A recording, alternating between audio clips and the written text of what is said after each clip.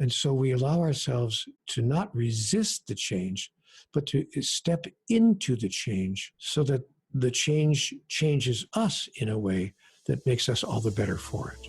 Welcome to the Things You Can't Unhear podcast. I'm your host, Maritza Barone. In this show, I will introduce you to ideas, concepts, and mindsets that will open your mind to a new world of well-being and personal life growth. Through eye-opening interviews, we elevate people in the world doing amazing things for humanity and share insights that will shift you to become the happiest, healthiest, kindest, and most compassionate version of you. Hi everyone, and welcome back to another episode of Things You Can't Unhear. Now, whether you believe in God or a higher power, or perhaps it's your intuition or spirituality, I recommend you take a listen to this episode, as the ideas raised with us will most definitely make you see life with a fresh perspective. Neale Donald Walsch joins us on the show today for the second time. He's an author and a modern-day spiritual messenger and has written 37 books, including his really well-known series of books called Conversations with God, which have transformed and inspired the lives of millions of people, regardless of their religious beliefs. Neale's books and insights are said to be messages that came directly through him from God, as he set out one day in his frustrations with life to write a letter to God. And again, whether that is too much for your belief system to get your head around, the wisdom that is found in the pages of these books is hard to ignore. And you almost find yourself not caring who wrote it, because the lessons are still there regardless of who put these ideas down on paper. When you look at my religious background, for example, I was christened in a Greek Orthodox church. I went to an Anglican school for 13 years, and then I married a Catholic-raised man in a Catholic church. I know, right? It's a lot. I was raised to believe in what is known in the Christian faith to be God. However, with the knowledge of all these religions playing some part of my life, I've chosen now to believe simply in a higher power rather than just choose one religion to follow. And I feel Neale's openness to all beliefs is what makes his message so powerful. So in this episode with Neale, he talks about how we evolve as a species and how to connect with ourselves and also see ourselves in others and in every experience. We learn from these current times that we are going through now more than ever that we are all one and none of us are separate from each other. And also not to be afraid of change and instead embrace it and be open to the lessons it can teach us. We'll also learn how to live life with compassion, awareness, and look at life with a completely different lens. So Neale, thank you for being on the show. I'm so glad that you've been able to join me again today. And I think at this time that we're going through, it's such a perfect time to talk to you about the messages in Conversations with God. I'd love to just start by prefacing that so many people call your book Conversations with God, or all of your 4 books, Conversations with God, their favorite of all time. And that's including me for sure. It's just filled with so much wisdom.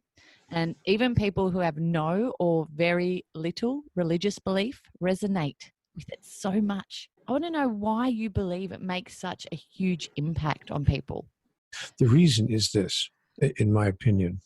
I think people see a commonality between my experience and their experience.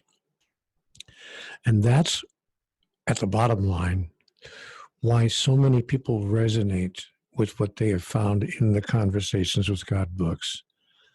They're seeing a level of commonality that they really can't find in their religion of choice, if they even have a religion of choice, and they can't find in their philosophy of life at that level of duplication. You know, I seem to be, I don't know whether you're aware of a man named James Thurber, but I seem to be James Thurber's everyman. In other words, I seem to have captured the essence of the experience of people all over the world. So that tells me why millions and millions of people in many languages, you know, the book is in what they tell me now, 37 languages. It almost doesn't matter what language or what culture. So it's cross-cultural, it's transnational, it's transgender, it's transracial. It's just every human being really has found, I shouldn't say every human being, but many, many, many human beings have found a level of resonance because it's so duplicative of their own experience. And so when I somehow seem to have struck a chord, I think, you know why? I think because I've been so vulnerable. I think I've been so willing to just spiritually undress, emotionally, to stand emotionally naked really before the world, in the sense that I'm able to say, hey, you know what? I don't know how it's been for you guys, but this is how it's been for me. And I don't understand a bit of it. I didn't understand a bit of it. Is there somebody who can tell me what it is that I don't understand, the understanding of which would change everything? And along came this wonderful ability to reach inside of myself to the place that exists within all of us, that God exists in all of us. But along came that ability where God said, okay, Neale, look, it's really very simple. Here's how it is. Ask away. Ask me any question you want. And I found that all of us can do that. That if all of us simply reach inside to ask ourselves for the answers, we can find the answers. Here's what's unusual, or here's what's interesting about this.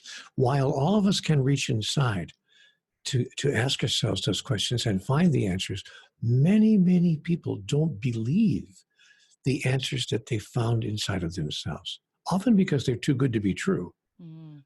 And often because they stand aside from or are different from what their culture, their family, their experience has taught them.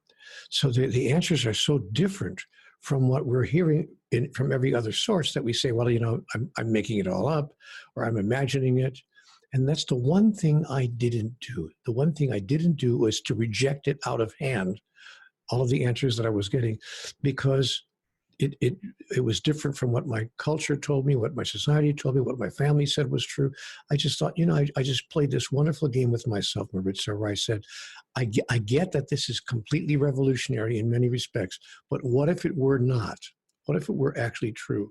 And I gave myself permission to keep listening rather than shutting off the flow because it sounded absurd or other than what I had been told. And you know what? I have to say one thing.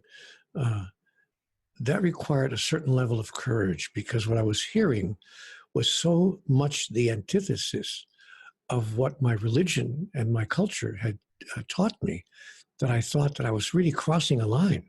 I shouldn't be doing this. In fact, I have to be honest, and I've told people this before. I thought at first, my God, I'm trafficking with the devil. I'm really just, I'm playing right into the devil's hands by even listening to this, much less allowing myself to believe any of it. So it took me, and then after I got that out of my head, I finally said, well, okay, fair enough. Maybe there is no devil. I made all that up. Then I say, okay, I'm not trafficking with the devil, but I am going out of my mind. Because I actually think I'm hearing this voice in my head, or I'm actually thinking that these thoughts are real. So I went from, my thoughts about Satan to my thoughts about my sanity, from Satan to sanity. That's fair. and then to saintliness. That is the saint not being me, but God.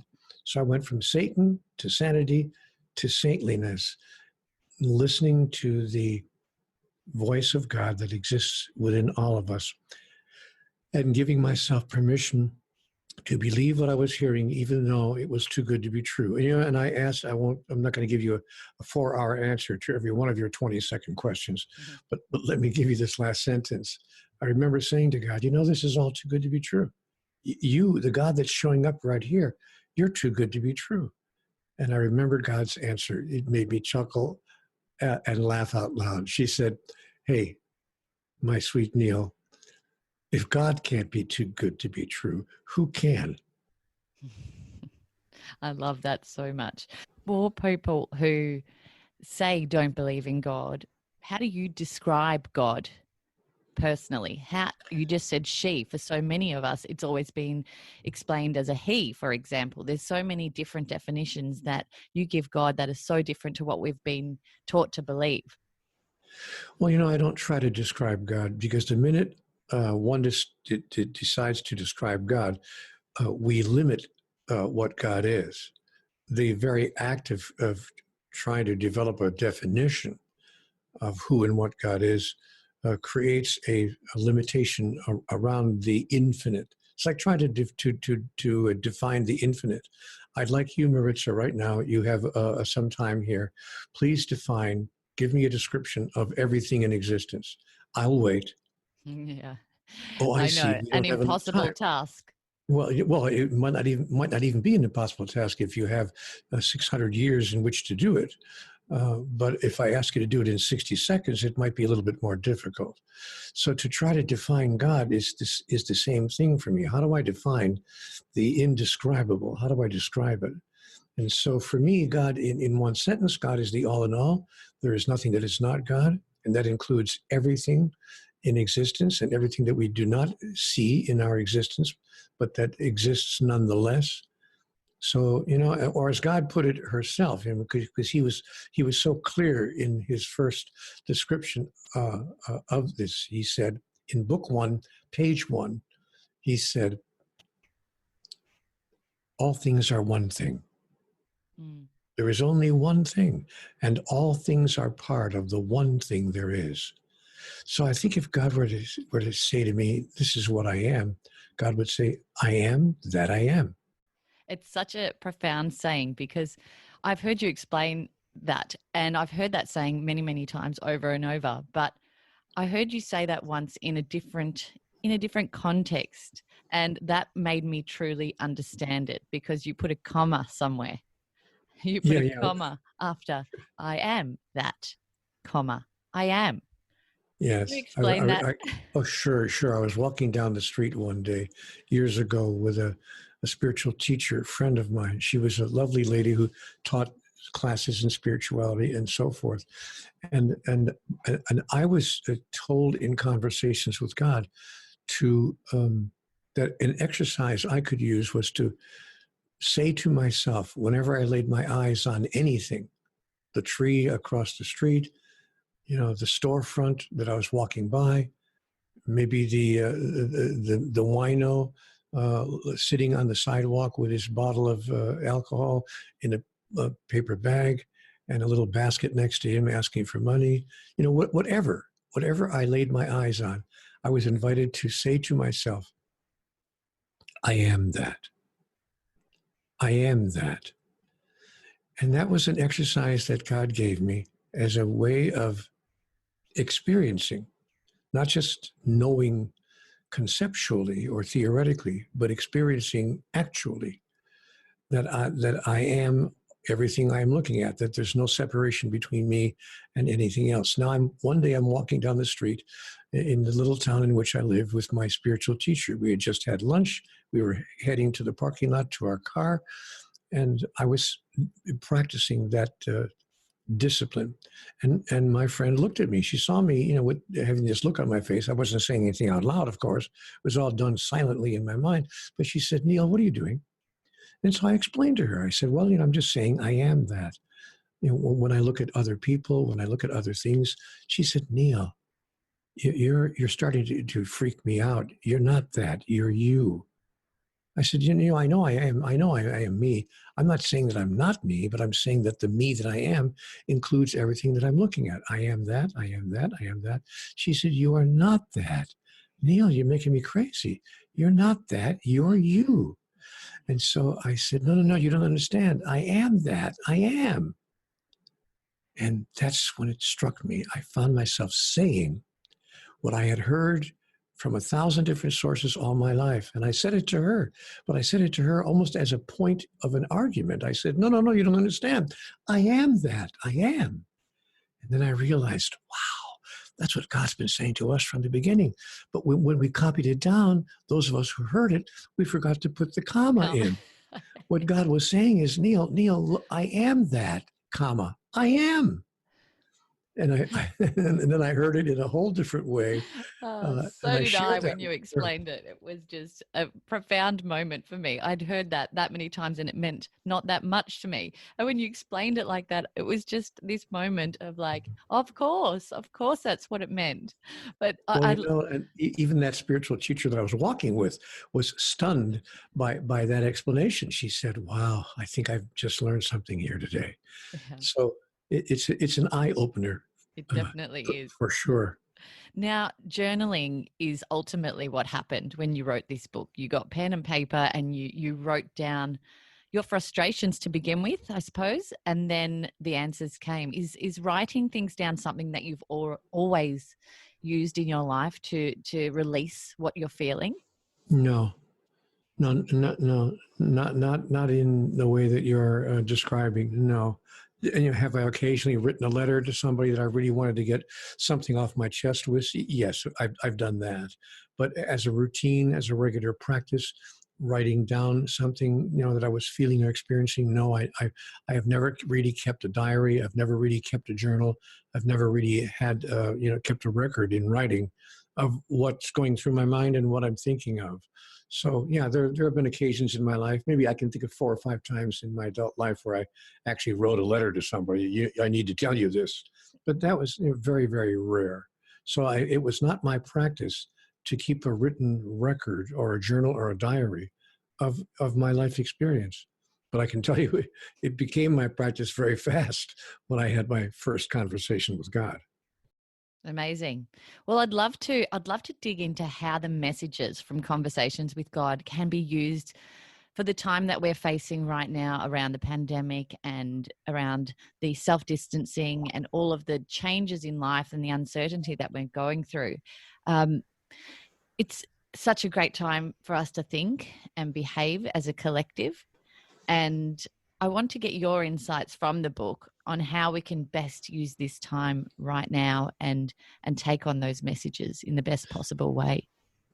Well, Rich, in my opinion, we can use the present conditions of life on Earth as a means of fulfilling the agenda of our soul. So I happen to believe we have a thing called a soul. I don't think I'm merely a body or a mind. I think I'm a 3-part being made up of body, mind, and spirit, or if you please, body, mind, and soul. And, there are a lot of people who think that. Many people of religion think that. Uh, Actually, billions of people probably think that. But I'm not sure that many people think, okay, wait a minute. If I am a 3-part being made up of body, mind, and soul, what is the agenda of my soul? Or those who do think that their soul has an agenda, imagine that what their religion has told them is the agenda of the soul, which is to somehow get back to God after being, for whatever reason, thrown out of God's presence, after being, pushed away from God, or after somehow finding ourselves outside of God's kingdom, in metaphorically speaking. So we think of ourselves as somehow, or at least many people of traditional faith think of themselves as no longer in the Garden of Eden, and our job is to get back to God. And that's what they think is the agenda of the soul.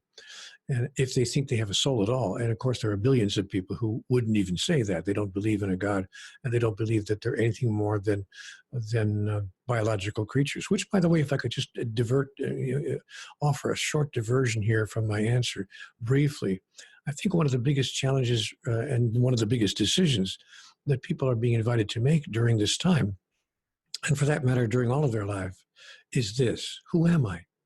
Am I really just a biological creature? Am I a mammal? Am I not that much different from a dolphin or a whale or a bird in the sky or a dog or a fish? Maybe more complex, fair enough, maybe the most complex life form, but am I essentially, when all is said and done, simply a biological entity living on the earth? Or is it possible, just possible, that I'm more than that I'm a spiritual entity having a body and a mind? Is it possible that my body is not who I am? It's something I have. Is it possible that my mind is not who I am? It's something that I have. if that's possible, then who is the I that has these things? And furthermore, why is the I that has these things here? What am I doing here on the earth? If I'm a spiritual entity, why in the world would I place myself in this physical environment and live this life that we are all finding ourselves living? What's that about? I think these are questions that not the largest number of people are asking. And so I think the first step toward moving into a level of spiritual or greater spiritual awareness and clarity is to ask ourselves, who am I? What is my true identity? Am I a physical creature when all is said and done? A chemical element in the universe?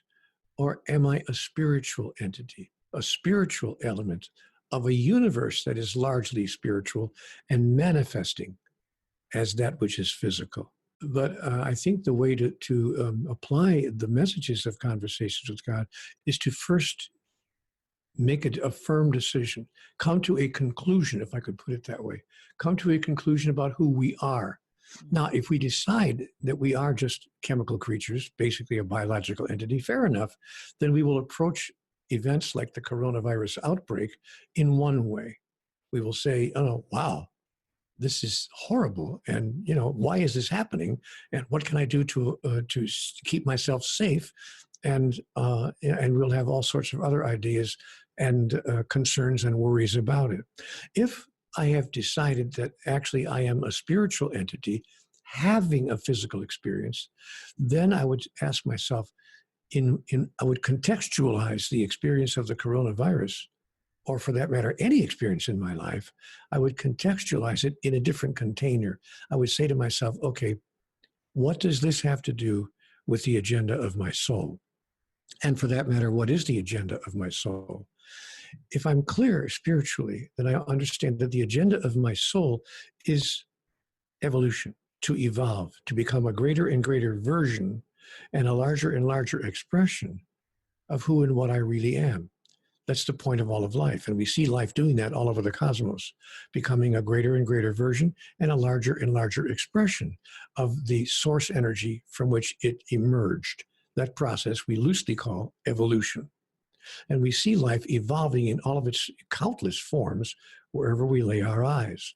So if we decide that we are spiritual entities whose agenda is to continue to evolve, and if we decide that evolution is just another word meaning the fuller and fuller, richer and richer, larger and larger expression of the source energy from which we emerged, or if I could put it in theological terms, becoming grander and grander experiences of the divine. By the way, it's very dangerous to speak that way. When a person says things like that, they sometimes tend to really make you wrong. They might even say things like, by whose authority are you acting like this? And they might even, if you're not careful, put you on a cross and crucify you and say, who do you think you are? And if that person says, I don't know how to tell you this in a way that won't make you angry, I think that I'm God. And I think we all are. I and the Father are one, and we are all brothers and sisters. Why are you so amazed? These things will you do also. And so now we're coming to this point in time when, as a very young species in our development, it is occurring to us, wow, he could have been right. And he's not the only spiritual messenger who's told us that. Virtually every messenger of every spiritual tradition has said essentially the same thing, each in their own way. And so, to answer your question directly, when we see the coronavirus outbreak as another event in our exterior world that brings us an opportunity in our interior world to announce and declare, to express and fulfill, to become and experience who we really are at the next grandest level, we then use it as a device for which it was actually designed. Now, this is going to be hard to hear, what I'm going to say next, because it's a revolutionary statement, but we can even find a way to be grateful for it. We can say, thank you, God, for this opportunity an extraordinary event in the life of our species, allowing all of us to look again to see if we really have totally understood who we are and why we're here and what our opportunity is as this species called human beings. And is there something that we have not fully understood about this? I mean, is it possible, just possible, that there's something we don't fully understand about life, about God, and about ourselves, the understanding of which would change everything? So I've come to the conclusion, Maritza, that there's more going on here than meets the eye. Or as my dear brother William Shakespeare put it so beautifully many years ago, there are more things in heaven and earth, Horatio, than are dreamt of in your philosophy. It's such a beautiful way that you put all of this. And it is definitely, in my opinion, also such a perfect way, a perfect time in our lives to shift, to learn, to evolve. And if we all think as a collective right now, it's going to be so, so powerful. But if we collectively think in a fear-based way, that can also be incredibly powerful in not a so grand way. So for us to think as a collective with the greater good of humanity in our sights, that would be quite special right now. You're, of course, perfectly correct. And I'm reminded of the words of the American president from several years ago, Franklin Roosevelt, who said during the Second World War to all Americans and to all people everywhere around the world, his words ring true to this day. He said, "We have nothing to fear but fear itself." And that is profoundly true. We have nothing to fear but fear itself. I've taken a look at the word fear, F-E-A-R. It's an acronym. Some people say the acronym is, the letters stand for false evidence appearing real. But I like my acronym better. F-E-A-R, feeling excited and ready. If we allow ourselves to look at the coronavirus outbreak as an opportunity to feel excited and ready for what it can bring us an opportunity to create within ourselves, about ourselves, with regard to ourselves and the world at large, it could turn out to be the most transformative single experience that has visited this planet in hundreds of years. And has it caused the death of many, many thousands of people? Yes. If we believe that death is the end of life in the individual expression that we have become so attached to, we would see that as a terrific tragedy. And in human terms, of course, one can't deny that it is tragic. But in spiritual terms, if we really understand that we are not our body and we are not our mind, but that we are spiritual entities, then we come upon the second question. If we are spiritual entities, was there a time when we were not? And is there a time when we will not be again? That is, will we ever die? And the answer that I've received in conversations with God, and by the way, virtually every major religion on the face of the earth agrees with this one. Every major religion on earth says the soul is eternal. Many religions will tell us, yes, you're going to live in eternal hell. And some people have told me that because of what I'm sharing with the world. But there's no argument whether we live in heaven or hell that the soul is eternal. There's no argument among the world's major religions around that idea. So when we see that, oh, wait a minute, I'm going to live forever?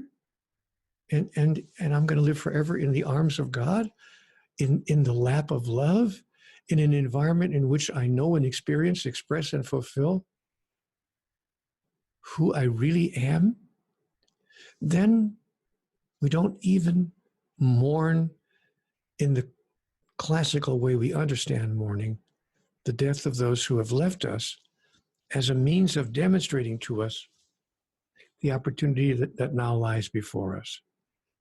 So I am sad about the deaths that have been caused by the coronavirus, but I don't see it as a tragedy for them. I see it as a tragedy for those of us who will miss their presence. We'll miss our friends, our relatives, maybe, God forbid, our parents who have died from the virus outbreak. And so the sadness is understandable, but it's not that we are sad for them, because we really do understand that their lives go on and on and on forever and ever, and even forevermore. And we express our gratitude to them for, I speak metaphorically now, giving up their life so that we might awaken to the possibilities that present themselves to all of us who continue our physical expression on the earth during this time and in this place. When you look at death in that way, there really is little to fear, isn't there? It's amazing. No, there's nothing to fear. And I've had a near-death experience, and it was very, very real to me. Not a lot of people. I have had an experience like that relative to the total number of people on the planet. I realize that I'm in the minority, but I had a very real near-death experience. And it was not, the way we might classically think, maybe on the operating table or having been hit by a car and I'm lying in the street or anything. It was just simply during a normal process that we call dreaming. But I did have an out-of-body experience that was very, very real, and a death experience. And having, once you have the experience of what psychologists call a near-death experience or an out-of-body experience like that, it's very difficult to convince yourself to be upset about death. See, I'm sorry, but I know too much. Been there, done that, went to the quote-unquote other side. And the regret was not that I went to the other side, but that I came back. Because when you do come back from such an experience, and I've had a couple of close calls as well in my life. I've had open heart surgery where they said, well, Mr. Walsh, you're going to have, a triple bypass. Well, turns out they were wrong. I didn't need a triple bypass. I needed a quintuple bypass. Wow. They had to take 5 arteries out of my heart and replace them with arteries from elsewhere in my body. And then a year after it, not even a full year later, I wound up having, a problem with my aorta, and I had an aortic aneurysm. So they had to go back in there and do that. You see, and I can give you all sorts of other, I broke my neck in a car accident, as many people who know my story know. And when you break your neck, it's like this. You can actually hear your neck being broken. It's a snap, and you realize, oh my God, I think I just broke my neck. And then you can't hold your head up. And then they take you to the hospital. Then the doctor looks at you just before he puts you under and he says, you're a very lucky man. You understand, don't you, that 98% of the people who break their neck die. We're going to see if we can keep you alive and even keep you from being paralyzed for the rest of your life, both of which were the blessings that I received. So when I've come back from my out-of-body experience and my near-death experience, I can tell you it caused me to stop and think, what am I doing here? What is the real purpose and the real function of my life? Am I here to get the girl, get the car, get the job, get the house, get the kids, get the spouse, not necessarily in that order, get the grandkids, get the office in the corner with my name on the door and the windows, get the building with my name on the building, get the better car, get the better house, get the better spouse, get the better spouse, get the better spouse, until I can finally find the spouse that's good enough for me? I mean, is that what I'm doing here? Is that really the formula for my life? Or is there something else that is my true agenda that has nothing to do with any of that? I might do those things, but I might now do those things for a different reason. I might now do those things in order to demonstrate my highest thought about who I am, rather than trying to get to that place. That's definitely what your book does to us. And I think, a lot of people take that big moment in their lives where they are having an accident, or they are on, the corner of crossing over to the other side, or they are very ill, to wake up and start thinking about life in a different way. And I love how your book you can pick up these pages and start to think about life so differently within these pages, regardless of what's happened to you, regardless of the experiences that you are having at that particular time. And I say this to so many people: you don't need to reach that point of no end to make a decision to live life with a different perspective. And a different reason. The reason, the change in your reason is what really creates a different life, and you have suddenly a different purpose for even remaining alive. I remember that I asked God, "What does it take to make life work? I don't understand. I mean, please, God, just give me the rule book. I promise I'll play.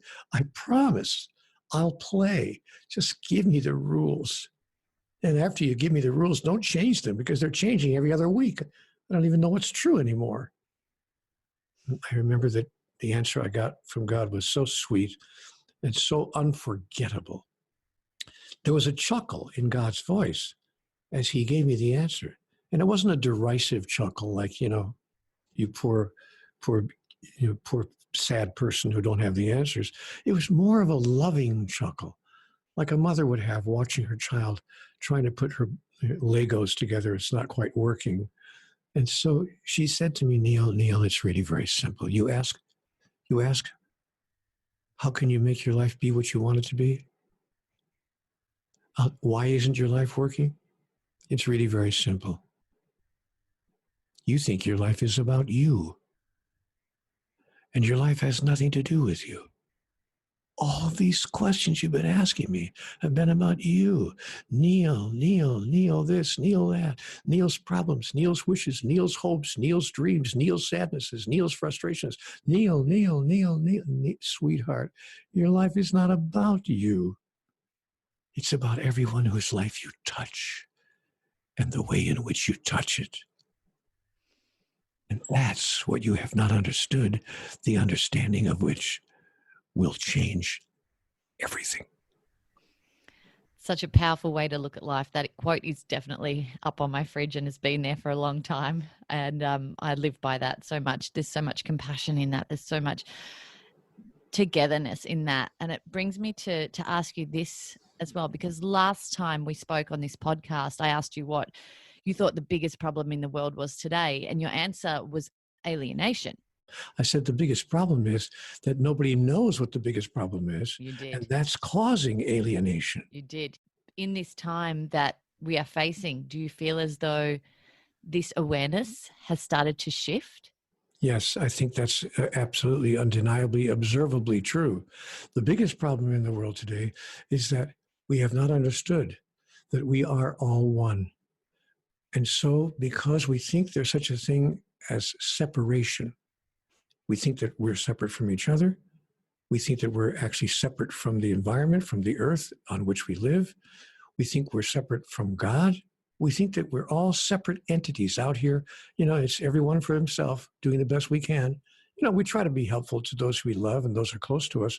But if they're not members of our family, if they're not members of our religion, if they're not members of our own race, if they're not members of our own nation, we have to build a wall and keep everybody who's not one of us away from us. And, how's that working, I wonder? How's that working?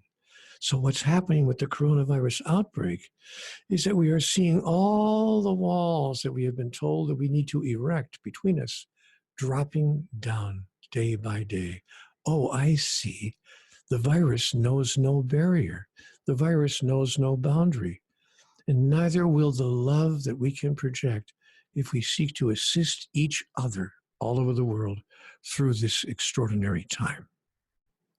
It's the them and the us that seems to be disappearing, which is so beautiful. For the first time, we're looking at the world as one, and we're all in the same boat at the same time. So it is such an incredibly special time for all of us right now. When I think about what's happening, and you've mentioned this as well, it's definitely an event. So for us to use this time proactively, And I've asked many people this question, and a lot of people bring in their life coach ideals, which are quite helpful. But to use this time proactively, in your opinion, what should we be doing? Opening ourselves to an awareness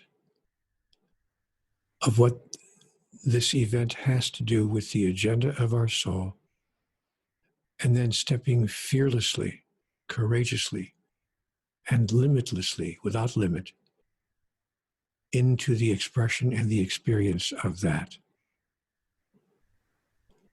And in practical terms, what does that mean? Because I know that that's lots of up in the air spiritual talk. In practical terms, what does that mean? Probably the same thing that the life coaches are telling you. Deciding that we are one with all others. We don't need to make anybody else wrong, to stop making each other wrong. And especially if we are in leadership positions, we don't need to use our leadership position to make other countries or other organizations or other political parties wrong. Stop demonizing everybody else except ourselves. I'm sorry to say that, without naming any names in particular, there are some world leaders who find it necessary to demonize everybody else, the other political party, the other country over there, the other organization that didn't do it right to begin with. It's the other, the other, the other, the other. It's their fault. And I have done everything perfectly right. You know, I mean, why? What is gained? What is benefited by us taking such a position, either individually, collectively, or globally? So I'm going to repeat what all the life coaches are saying. Let's step into the grandest notion we ever had about who we are. And then let's express ourselves in that way. Let's begin the healing of humanity by ending the notion of betterness. You know, Conversations with God said to me, there's one idea that human beings have had for these many years, for centuries, for millennia, actually, and that's the idea of superiority. The illusion that for some reason that you've got in your head, you think that you're superior to someone else. You know, whites are superior to blacks, or blacks are superior to whites. Men are superior to women, women are superior to men. You know, Catholics are superior to Jews, or Jews are superior to Catholic. We got this game going on where we keep comparing ourselves to everybody else in a way that allows us to come out on top and to announce our superiority. Oh my goodness. Excuse me, but what a primitive notion. What a totally uncultured, primitive, childish notion. Totally.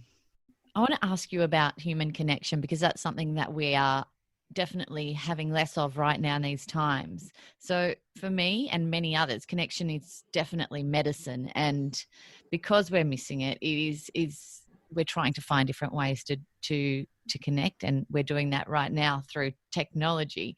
But would you say connection with others is one of the huge main cornerstones of the human experience? Of course, the question answers itself. But I would also say that connection in the physical sense is not required for us to experience that energetic expression.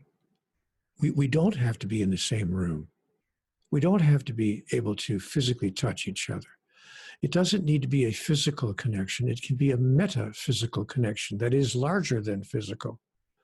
And often such a connection can even be stronger and more meaningful than if we are in the same room with another, or even in another's arms. You know, absence makes the heart grow fonder, not less fond. So I am discovering in my life, I just did a retreat this past weekend, That is, I facilitated an online retreat. 276 people signed up for that weekend retreat. And the comments we got from participants afterward was, wow, this was even better than being in the same room with each other. In many ways, it was better because of the energetic signature that was projected by all of us. So I'm not at all convinced that while connection is an important element, maybe the most important element in the expression of our humanity and of our true identity, while that is true, I'm not at all convinced that that level of connection needs to somehow be physical. And that translates into my ability to connect with God. You know, the Catholic Church, and not just the Catholic Church, but I think the Episcopalian Church as well, maybe there are other churches also, that actually use a process, a sacrament that they call communion. And the purpose of communion is for you to feel the physical presence of God actually in you. We take the host, the holy host, the wafer of bread that the priest declares is the body of God. And when he puts the host on your tongue, he actually says the words in Latin, the body of God, the body of God, the body of God, receive the body of God. Because the Catholic Church understood that those who have little belief, or those of lesser belief, needed something physical to allow them to experience the presence of God in them. But what if we didn't need physical communion to experience communion with God? I wrote a book titled Communion with God. And what if we could experience communion with God without necessarily having to have, and communion with each other for that matter, without necessarily having to have a physical encounter with it? And the way for me to do that is for me to notice, oh, I see. Wait a minute. Let me see if I got this right. If I want to experience the physical presence of God, if I want to experience physical communion with God, all I have to do is put my hands together. Just let one hand touch the other. And suddenly I'm touching God, which is, by the way, not coincidentally why we pray with our hands together. And if I want to experience the physical presence of another, all I have to do is connect with them through the physical expression of the energetic connection that we experience. That's a physical expression. We need to understand that the energetics of the universe are physical. They're not make-believe. They're not imaginary. We're not making it up. You know, when you walk across a crowded room and you see someone you love, you experience, even though you're not touching each other, you may not even be anywhere near each other, but you experience a physical connection, a physical response. And sometimes that physical response is not so easy to hide, especially if you're a male, but that's another whole story. But that person can be across the room, and you don't have to have any connection with them at all.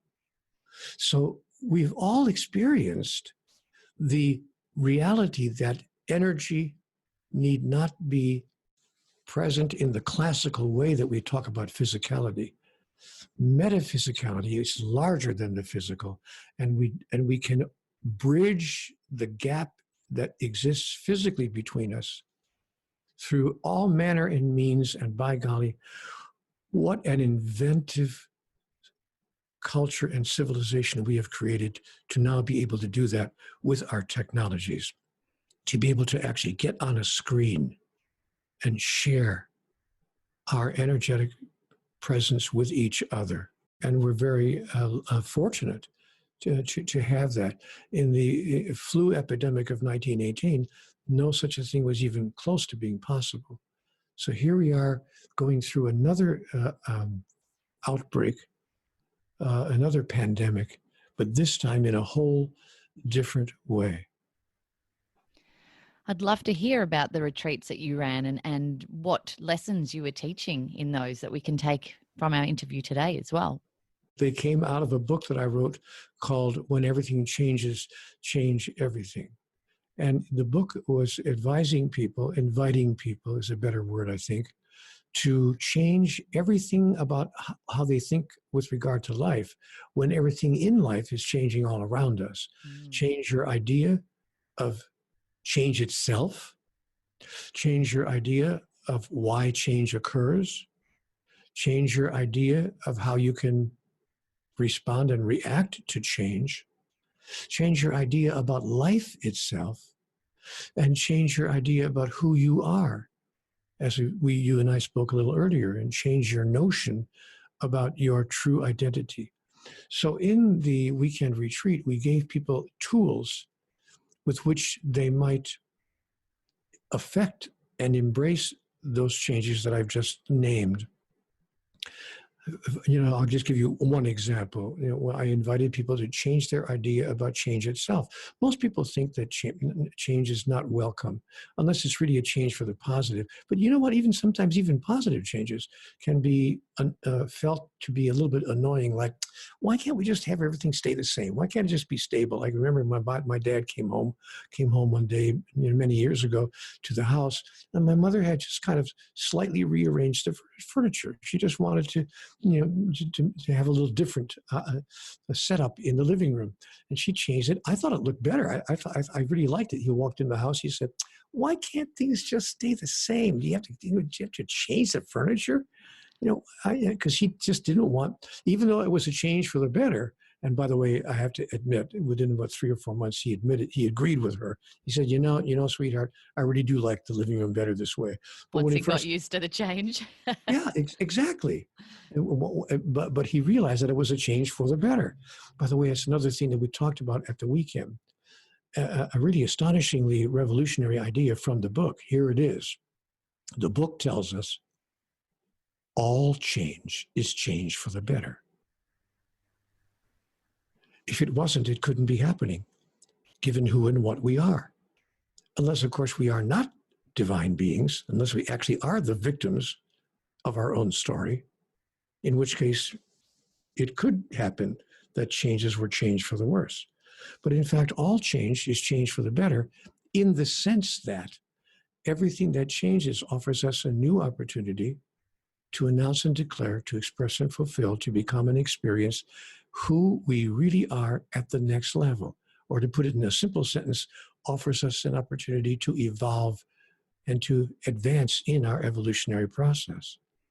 So these are some of the tools that we gave people to give them a chance to look at, and to even change their idea about change itself. What if we decided that change was not an annoyance, but that it was in fact simply life showing up in a way that allows us to advance in our evolutionary process? Now, philosophers might think that way. People like the Dalai Lama might go to that place, or people like Eckhart Tolle, or others who have really reached that level of awareness. But what we did in our weekend retreat was to try to bring those thoughts and to explore them deeply with people who were online with us to see how they could make them practical in their everyday life. So one of the things we offered them was the notion to not resist change. There's an old saying from Conversations with God, what you resist persists. And so we allow ourselves to not resist the change, but to step into the change so that the change changes us in a way that makes us all the better for it. Absolutely. Step into the change. What's life looking like change-wise where you're living right now? Yes, well, we are sequestered in our homes these days. I don't know how long that will last, but for the moment and for the past 5 or 6 weeks, we've been self-sequestered. It's voluntary, of course. There's no law, but the governor has asked us to just stay in our homes and only go out for necessities. So once every 10 or 12 days, we run out to get some groceries in the house. And of course, we would go out if there was an emergency of some kind. But other than that, most people are not going anywhere. So the restaurants are empty, the bars are empty, the stores are empty, the shopping centers have no one in them. And things are very, very quiet around here. We are, living in that way with each other. And I've enjoyed it. I've really enjoyed it a lot. It's been wonderful for me to spend that kind of quality time with my sweetheart. It's just she and me in the house. And, for me, that's heaven. I couldn't ask for anything better. I don't have to leave here. I don't have to go do, I had to cancel several events, and it was the joy of my life. I had to actually cancel several speaking engagements that I would have had to get on an airplane and fly to in order to give a talk. So it's just been wonderful. God bless you. Thank you. Is there anything that you are missing mostly right now? No, really, I can't say there's anything that I'm missing, because I know that answer came so fast. It almost sounded a little bit arrogant, but it's true for me. I don't miss having a dinner out. My wife and I would have dinner out maybe 2 or 3 times a month, every other week or so. And maybe we'd catch a movie here and there. We aren't really party goers anyway, so we're not social butterflies. But no, honestly, if I miss anything, maybe it's being around the grandchildren, or being with my wife's mom, my mother-in-law, whose company we enjoy a lot. We'd like to visit with each other. Maybe I would amend my statement and not say no so fast, but nothing that I'm missing terribly. And if I want to connect with my mother-in-law, we can do it just the way you and I are doing right here, and by video and so forth. And so there doesn't seem to be a whole lot in my life that I'm hankering for or yearning for. It's been really nice to be able to just sit around the house, pick up a good book, read a good book, enjoy a quiet evening with my sweetheart, and not have to think that there's something we ought to be doing or should be doing or would have more fun doing, because it's just not our lived reality. You're finding the joy now, and I'm so glad you're happy. And I'll just ask you one last question, and I apologize if you've answered it within all of the wonderful insights that you've given already. But when the world returns to its usual pace, what's the biggest lesson you wish humanity to learn from this? That separation and denunciation need no longer be part of our human experience. That we can move forward and create a newer world, a better world, a more wonderful world, if we will release our idea that we are somehow other than each other. I have to tell you something, a little personal story, which is the basis of my relationship with my sweetheart. When my wife and I first met, we knew each other a very short period of time, and we knew each other well. I mean, we're adults here, so I mean intimately. We knew each other intimately for 1 week, at which time we were driving down the road, and she turned to me and she said, "I think we should be married." And I looked at her and I said, "You don't want to say that to me twice." She said, no, I really mean it. I think we should be married. I know that we've only been close for a week, but I think we should be married. And I held out my hand, kept one hand on the steering wheel, took my right hand and held it across the front seat and said, "Done." And we got married 2 days later. We flew to Las Vegas and got one of those 24-hour licenses and got married. I'm telling you this story for a reason, because I had to go out and get a ring. And I went to a ring maker a few miles from where I live. I looked online for someone, because I didn't want to just get any old wedding band. I wanted to get something that was special. So I got him to make a ring with a word carved on it, not just engraved, but actually carved out of silver. And it was the word that my new wife used to describe me all the time.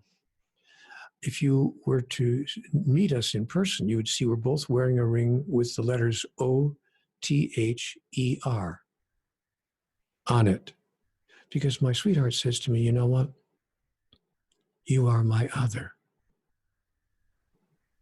And I said, that's exactly how I feel about you. You're my other. You're not even, in a classic sense, someone I'm in love with. Of course, I am in love with you, but it goes beyond that. You're my other. I experience you as the other me. She says, "Yes, that's how I experience you." as the other me. And so I'm telling that story for a reason. When we can all put that ring on our finger and see everyone else as our other, the world will be transformed.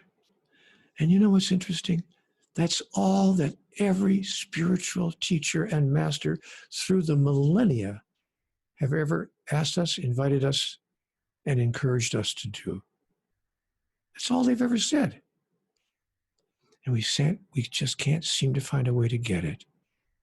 But maybe this coronavirus outbreak would be a chance to move us at least a few steps closer to putting on the ring that says, "You're my other."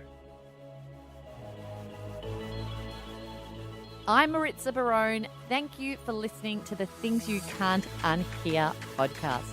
I'd love to keep the conversation going. Let us know what you thought of this episode, and if something really profound came up for you that you want to share, let's talk about it. You can find me on Instagram at Things You Can't Unhear or on my personal page at Maritza_Barone. And if someone you know will benefit from something that was said in this show, make sure you share it with them too. If you haven't already, hit the subscribe button and keep up to date with what's next. And if you can spare a few seconds, please rate and review the show on iTunes, just so other people can find us more easily and quickly. And as always, my friend, be happy, be healthy, be conscious, and be kind.